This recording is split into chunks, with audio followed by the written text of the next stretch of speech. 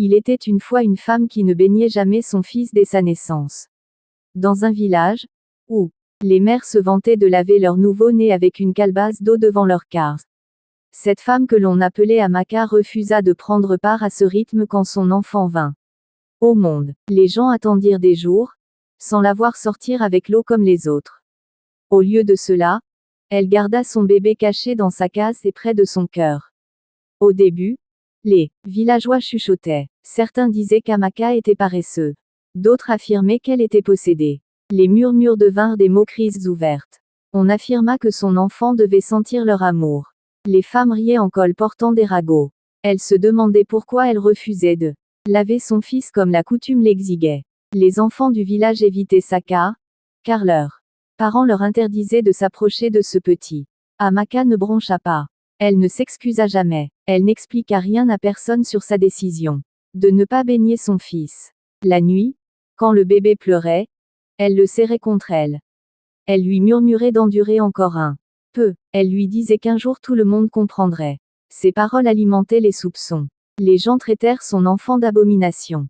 Ils avertirent leurs enfants de ne pas jouer près de lui. Ils pressèrent même les anciens de bannir Amaka avant que son fils n'apporte le malheur sur le village. Mais Amaka, calme et impassible, vécut comme si les insultes ne signifiaient rien. Elle acheta des parfums. Elle fit brûler de douces résines dans sa case. Jamais, elle ne laissa le toucher son fils. On la traita de sorcière qui se servait de son enfant pour des pouvoirs obscurs. Sa voisine, Halima, se leva pour affirmer qu'elle avait vu le fils d'Amaka flotter dans la case une nuit. Elle raconta qu'elle était sortie pour se soulager. Elle jura qu'à de nombreuses reprises elle avait aperçu Amaka jeter des oiseaux moraux de sa case. Forte de ses inventions, elle poussa les villageois à bannir la mère et l'enfant. Amaka se défendit, comme elle put. Elle répéta que sa raison n'était pas née d'intentions mauvaises. Les gens n'écoutèrent pas. Ils les chassèrent à l'écart du monde, au milieu de la grande forêt où personne n'osait s'aventurer. Amaka rassembla ses maigres affaires. Elle attacha son petit sur son dos. Elle s'enfonça en silence dans l'épaisseur des arbres. Son cœur saignait. Ses pieds étaient lourds de chagrin. Les villageois ricanaient en la voyant partir.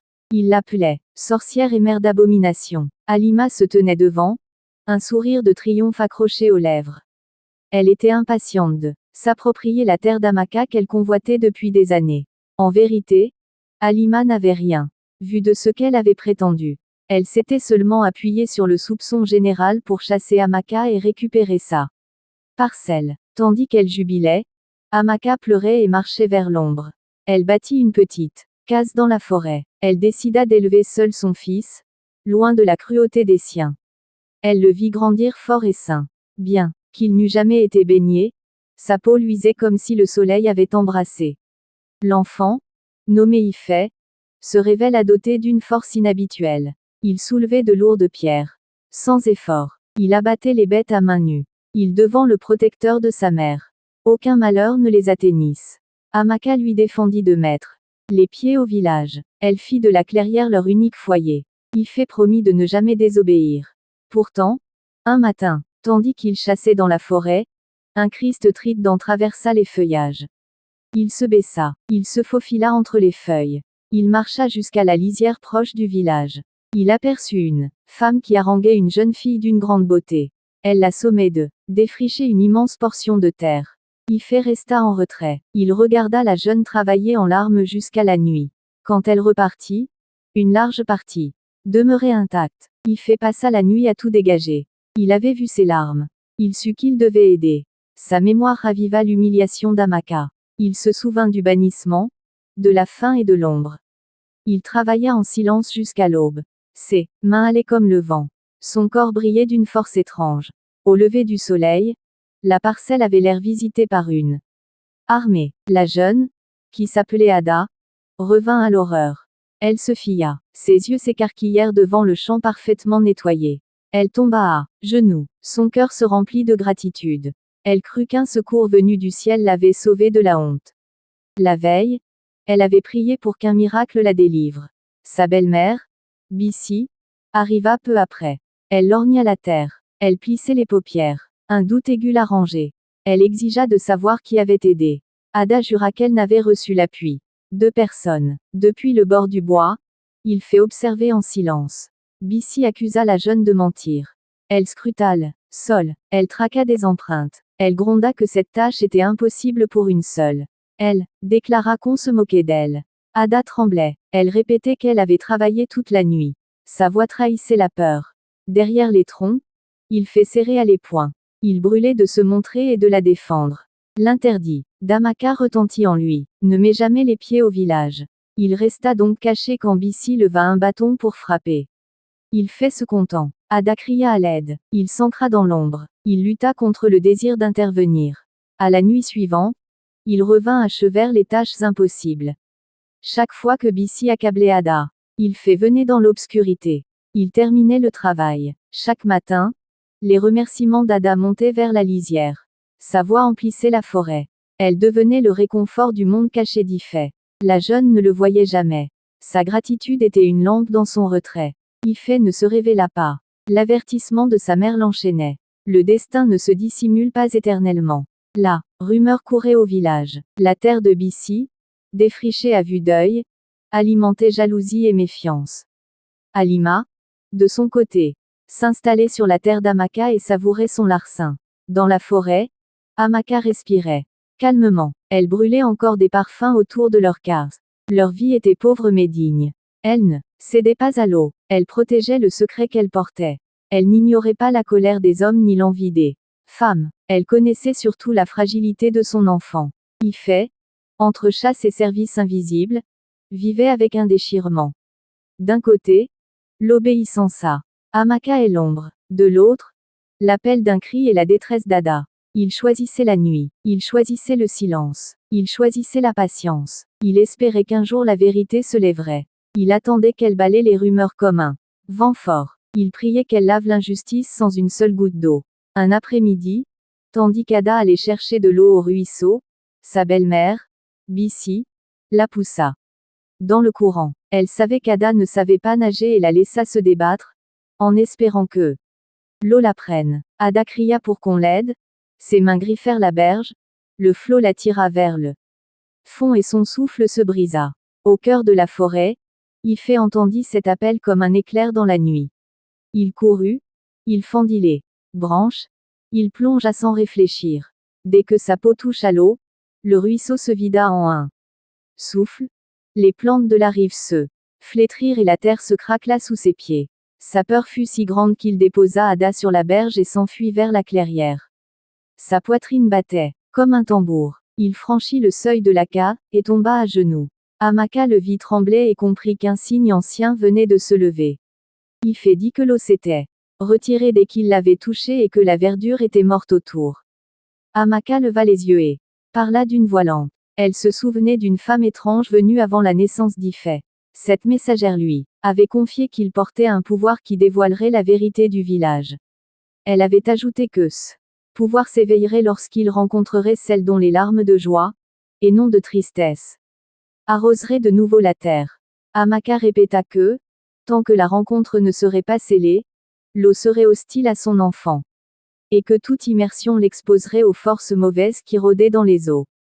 Pendant ce temps, au ruisseau, les villageois s'étaient rassemblés. Ils regardaient le lit à nuée, imploraient les dieux. Ils disaient que la colère s'était abattue sur eux. La nouvelle parvint à Bissy, qui accourut. Elle craignait que le corps d'Ada ne fût découvert. Elle ne trouva que le sol sec et craquelé, où l'eau coulait quelques instants plus tôt. Sa nuque se glaça. Elle rentra chez elle et via d'après du feu, encore humide et silencieux. La peur l'envahit. Elle comprit qu'une force dépassant sa volonté venait d'entrer dans leur vie. La nuit même, Bissy prit une corde et marcha vers la natte d'Ada. Elle pencha la corde vers la gorge de la jeune, mais un vent frappa la cave, souleva Bissy et la jeta contre le sol. La corde glissa de ses mains. Son cœur s'accéléra. Elle s'enfuit dans sa chambre. À l'aube, Ada trouva la corde au pied de son couchage. Elle alla voir Bissy et la découvrit allongée, muette, le corps raidi, les yeux ouverts mais aveugles comme noyée de brume. Ada resta interdite. Sa demi-sœur, Kémi, entra et poussa un cri qui attira tout le village. Kémi clamait qu'hier sa mère allait bien et qu'aujourd'hui elle était paralysée et sans regard. La foule envahit la cour et les chuchotements s'enflammèrent. Certains racontaient avoir vu Ada quitter le ruisseau avec les habits trempés quand le lit se vida. Des doigts accusateurs se tendirent. On l'appela sorcière. On dit qu'elle avait envoûté sa belle-mère et vidé la rivière.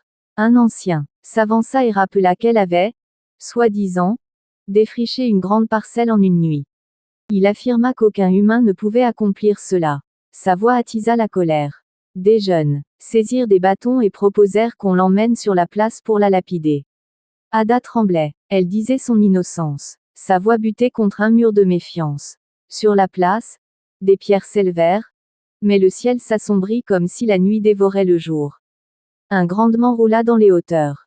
Un tourbillon se forma autour d'Ada et nul ne put franchir le cercle du vent. La foule recula. Le prêtre du sanctuaire apparut et sa parole fendit le tumulte. Il reprocha aux gens d'avoir caressé la faute et frappé l'innocence. Il déclara que la faveur des dieux entourait la jeune. Il avertit que quiconque tenterait de lui nuire goûtait un destin amer.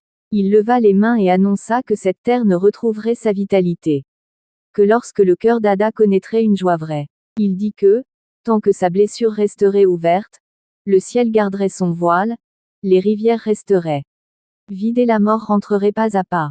Les pierres tombèrent des mains. Les suppliques s'élevèrent. On demanda grâce. On promit de réparer. Les larmes d'Ada coulèrent sur la poussière, mais rien ne changea. La pluie ne vint pas et le vent ne s'adoucit pas. Ces larmes naissaient de la peine et de l'angoisse et ne portaient pas la semence de la joie annoncée. La foule offrit des tissus fins, des mais délicats, des chants d'honneur. La douleur d'Ada demeurait. Elle se souvenait des injures, de la faim, des ordres impossibles, des pierres levées contre elle. Le roi quitta la véranda du palais. Il vint sur la place. Il ôta sa couronne et la déposa devant la jeune. Il jura de lui céder son trône si son sourire revenait. Ada détourna la tête. Elle ne désirait ni trône ni parure. Elle ne pouvait forcer son cœur à se réjouir alors que la blessure était vive. Les jours passèrent. Le ciel resta noir même à midi. Les champs refusèrent la pousse. Les gens restèrent vides. Les enfants pleurèrent de faim. Les mères regardèrent l'horizon sans trouver la moindre lueur. La peur courut dans les venelles et chacun se demandait ce qui arriverait si Ada ne retrouvait jamais la joie. Kémie observait tout cela avec une jalousie qui brûlait en secret. Elle ne supportait pas de voir sa demi-sœur traitée comme une reine. Partout, Ada recevait des salutations, des présents, des promesses. Kémie se dit que, si Ada disparaissait, la foule se tournerait vers elle. Elle rêva d'autorité et de louanges. Une nuit, elle ordit un plan. Au crépuscule, Ada se rendit vers le lit sec du ruisseau.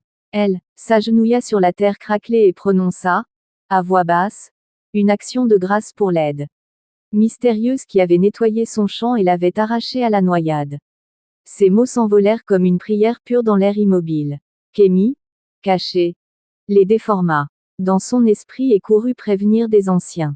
Elle voulut qu'ils voient Ada s'adresser à une force qu'elle jugeait obscure. Ils arrivèrent à sa suite. Ils virent Ada agenouillée, les paumes ouvertes, le visage paisible. Kémie les excita encore. Elle dit qu'Ada trompait le peuple. Les anciens hésitèrent. L'un d'eux rappela les paroles du prêtre et dit qu'il ne fallait pas raviver la colère du ciel. Kémie s'emporta. Elle déclara qu'elle affronterait la menace seule et qu'on la remercierait plus tard. Elle brandit un couteau et se jeta vers Ada. Une silhouette alors quitta l'ombre des arbres. Il entra dans la clairière et se plaça entre l'âme et la jeune. Son pas était sûr et son regard ferme. Kémie trébucha, se releva et tenta d'atteindre Ifet. Son corps se tendit, puis se fia comme pris dans un filet invisible. Elle s'effondra. La lame chuta à portée de main, mais ses doigts ne purent se refermer. La foule resta saisie. Les anciens se regardèrent. Le ciel demeurait sombre alors que le jour n'était pas encore tombé. Ifet se dressa. Il dit qu'il était l'enfant qu'Amaka avait protégé envers et contre tous. Il dit que le village l'avait chassé avec sa mère. Il dit qu'on l'avait appelé abomination. Il dit qu'il avait dégagé la terre d'Ada chaque nuit où on l'avait accablé de fardeaux absurdes. Il dit qu'il l'avait tiré de l'eau quand la mort tendait la main. Ada le fixa. Une image trouble remonta en elle, la sensation de bras qui laissait de la berge vers l'air et la vie. Cette reconnaissance jaillit sans effort. Son cœur s'ouvrit et un sourire y prit naissance. Pour la première fois depuis le début du malheur, Ce sourire n'était ni forcé ni trempé d'amertume. Le voile du ciel se fendit. Une clarté frappa la lisière et se diffusa au-dessus de la place. Les semaines d'ombre reculèrent sous la poussée de la lumière. Le prêtre du sanctuaire leva la tête et déclara que seul YFE pouvait desserrer le nœud du chagrin d'Ada et que ce lien rendu visible annonçait la suite du destin. Les anciens restèrent muets. La foule n'osa plus jeter de pierres ni brandir de bâtons. Ada gardait ce sourire qui venait du fond. YFE tenait la clairière comme un seuil entre l'ancienne peur et la promesse à venir. Au bord de la place, Amaka veillait dans son silence. La terre respirait mieux, le vent s'apaisait, et pourtant, chacun présentait que toutes les vérités n'avaient pas encore été dites et que d'autres dévoilements, nécessaires, étaient sur le point d'entrer dans l'histoire du village. Amaka sortit de l'ombre, où elle avait attendu que le tumulte baisse, et prit la parole d'un ton posé. Elle dit qu'avant la naissance d'Ifé, une messagère inconnue l'avait visité et lui avait révélé un secret qui gouvernait depuis son silence. Elle expliqua que l'enfant portait une grâce terrifiante pour ceux qui avaient bâti le village sur la rumeur et la peur. Elle rappela que l'eau serait ennemie d'Ifé tant que le signe ne serait pas accompli. Elle confirma que, s'il était lavé comme les autres nouveau-nés, il mourrait, car des forces cachées dans les eaux se nourrissaient des ignorances des hommes et tenteraient de le appeler pour éteindre son destin. Elle précisa que, le jour venu, lorsque le cœur d'une jeune femme verserait des larmes nées d'une joie profonde, ces larmes rouvriraient la terre et rendraient sa respiration aux rivières. Elle dit que, lorsqu'Ilfé avait touché le ruisseau pour sauver Ada, l'eau s'était retirée non pour punir la vie mais pour assécher l'emprise des esprits malveillants tapis dans le courant. Ainsi, la sécheresse était le visage visible d'un combat que personne ne voyait. La foule écouta. Le prêtre acquiesça. Les anciens restèrent immobiles. Alors Amaka regarda autour d'elle et son regard tomba sur Kémi, qui gisait encore à demi assommé par sa chute.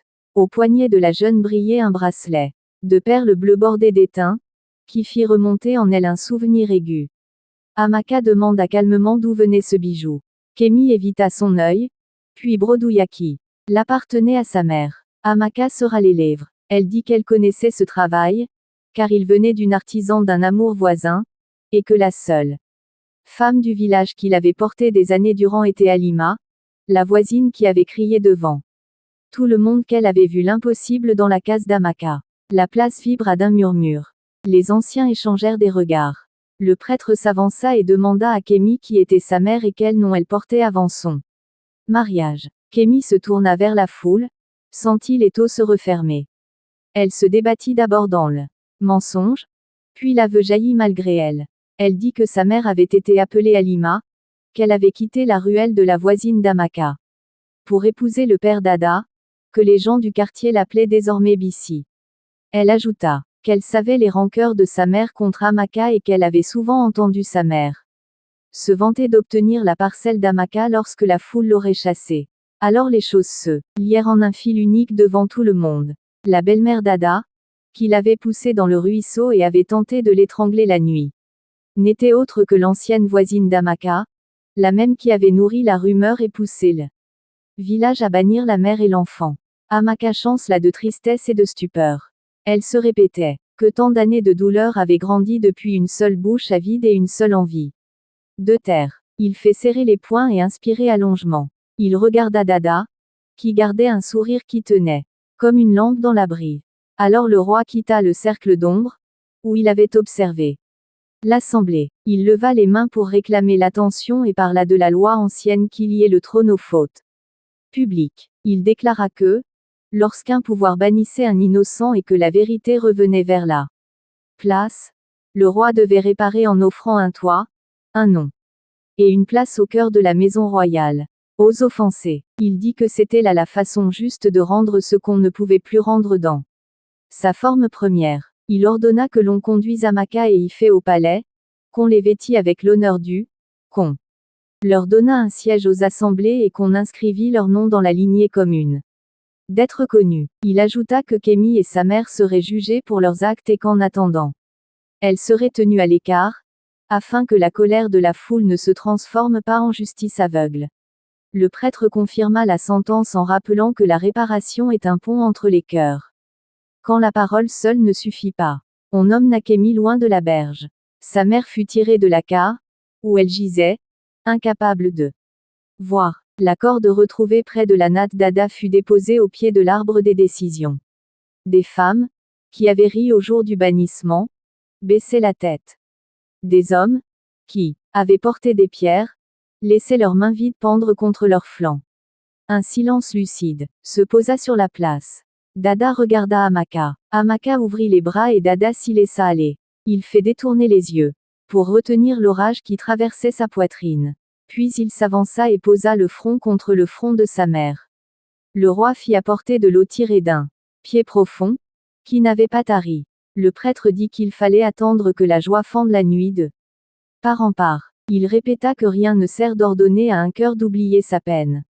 Il faut que justice et vérité viennent laver sans menacer. Alors les anciens visitèrent la maison d'Ada. Ils reconnurent la corde. Ils écoutèrent les voisins, qui avaient entendu l'altercation au ruisseau. Ils interrogèrent ceux qui avaient vu les champs nettoyés au matin. Toutes les pièces du même récit se mirent ensemble comme des graines dans la même main. Le soir, la foule revint vers la place. On fit asseoir Amaka et y fait près du roi. On invita Dada à partager le repas du palais. On conféra à Amaka un manteau tissé de raffia et d'indigo. On demanda pardon à haute voix. Le prêtre posa la main sur l'épaule d'Ada et lui dit que la terre attendait son sourire comme on attend le retour des pluies après la saison sèche. Dada ferma les yeux. Elle sentit que ce jour ne ressemblait pas aux journées d'imposture, où l'on l'avait paré pour obtenir sa clémence. Souvent des nuits, où une force bienveillante avait terminé ses tâches. Elle revécut le moment, où des bras l'avaient tiré de la mort. Elle pensa au courage avec lequel il s'était placé entre elle et le couteau de Kémy. Elle regarda la foule, qui s'agenouillait sans violence ni flatterie. Elle écouta la voix du roi, qui ne portait plus la superbe du pouvoir mais une humilité ferme. Elle vit Amaka, qui avait porté l'injustice comme une lampe cachée et n'avait jamais rendu le mal pour le mal. Alors une chaleur monta en elle. Son cœur s'ouvrit. Un sourire inacquis, qui n'était pas une obligation mais une floraison. Ses larmes, à cet instant, jaillirent non de la peine mais d'une joie lente et vraie. Elle tombait sur la poussière. La poussière se fit argile. L'odeur première de pluie monta du sol. Les chiens levèrent la tête. Les enfants s'arrêtèrent de jouer et dressèrent l'oreille. Au loin, un frisson passa sur les feuilles et la rivière commença à revenir par nappes, non comme un torrent enragé mais comme une eau qui reconnaît sa maison. Le lyre devint ruisseau. Les herbes se relevèrent. La tranche des pierres se couvrit d'un manteau de perles. La clarté prit de l'ampleur au-dessus de la canopée. La nuit consentit à reculer. Sur la place, des femmes ululèrent de joie. Des hommes se prirent dans les bras. Les anciens pleurèrent sans honte. Le roi se prosterna et remercia pour le signe. Le prêtre posa son bâton et dit que le lien était scellé. Il proclama qu'Ifé et Ada étaient désormais des piliers de la prospérité et qu'il appartenait à tous d'honorer et de protéger leur joie. Le lendemain, on rendit la terre d'Amaka. On répara la case abandonnée au village. On creusa des rigoles pour guider le retour de l'eau vers les champs. On suspendit aux portes des signes de paix. On fit venir la musique et l'on dansa jusqu'au lever du jour. Quelques lunes plus tard, quand la saison parle d'abondance, Ifé et Ada unirent leur vie sous un ciel clair. La foule se rassemble près du ruisseau, qui coulait désormais avec la force d'un chant. Revenu, le prêtre bénit l'union. Amaka sourit en regardant son fils tenir la main de celle qui avait ouvert la source. Le roi offrit des présents, non pour acheter le bonheur mais pour le célébrer. Kémy et sa mère, à qui l'on avait laissé la vie sauve, quittèrent le territoire. Leur départ se fit sans cri et sans chute de pierre, seulement avec le constat tranquille que la vérité avait repris sa place. Les saisons suivantes confirmaient le signe. Les greniers se remplirent. Les enfants ne pleuraient plus de faim. Les vieillards racontèrent aux veillées comment une rumeur avait fait trembler un peuple et comment la miséricorde l'avait relevé. Les mères apprirent à leurs filles qu'une différence peut être une protection et non un crime. Les pères dirent à leurs fils que la force n'est pas de frapper, mais de se tenir entre le mal et l'innocent. La maison royale accueillit Amaka et y fait comme si la lignée les avait toujours attendus. On consulta Amaka quand il fallait trancher des affaires de justice, car elle savait ce que c'est que d'être accusé sans preuve. On écouta Ifé quand il parlait des bois et des bêtes, car il savait entendre le monde sans le forcer. Ada, devenue épouse et gardienne d'un sourire qui portait la pluie, parcourut les ruelles avec des pas qui ne craignaient plus les murmures. Et ceux qui, jadis, avaient détourné le regard, s'empressèrent de saluer la paix gagnée. On raconta au nouveau-né que le village avait appris la leçon la plus coûteuse, qu'on ne méprise pas celui qui s'écarte du rite quand il obéit à une voix plus haut, qu'on ne jette pas la pierre à la victime pour flatter l'orgueil du groupe, qu'on abandonne pas la vérité aux mains d'une langue qui convoie une parcelle de terre. À la fin, chaque année, au jour où la première pluie revient, Ifé et Ada se tiennent au bord du ruisseau. Ils ferment les yeux et laissent une gratitude simple emplir leur poitrine. Le village s'arrête. On écoute la première averse marteler les toits. On se souvient que c'est un sourire, né de la justice, qui a rouvert la saison. Et l'on répète calmement que la rumeur détruit, que la compassion sauve et que l'amour, qui tient parole, est plus fort que toutes les malédictions. Si cette histoire t'a touché, laisse un like et partage-la pour que d'autres découvrent cette leçon de courage et de compassion. Abonne-toi pour recevoir chaque semaine de nouvelles histoires inspirantes, pleines d'émotion et de sagesse. Ton soutien est essentiel pour que ces récits continuent de vivre et de grandir.